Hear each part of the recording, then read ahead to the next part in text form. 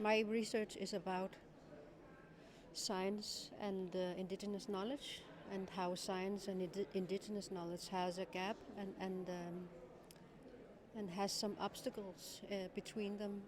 When you have this perspective of knowing yourself in your own cultural way, then you can create everything you want to create.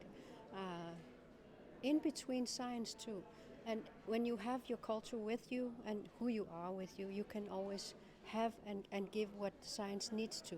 But it's also try to develop things, evolve things in our own ways of knowing, and we are good enough and our knowledge is valuable enough. So that's what I maybe will approach my 12-year-old.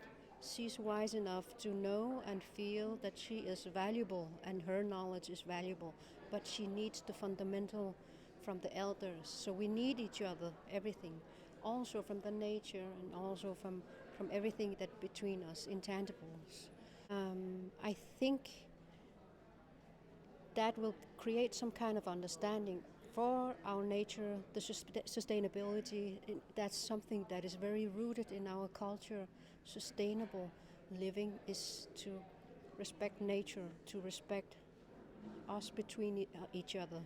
So when we understand that, and when we understand, and the children understand their connection to the nature and the connection to the culture, they can understand the solving this problem or whatever we are focusing on to evolve inside the science, not the other way around, that like not science determining that there is some kind of a problem, but we identify everything that is we have to evolve or solve.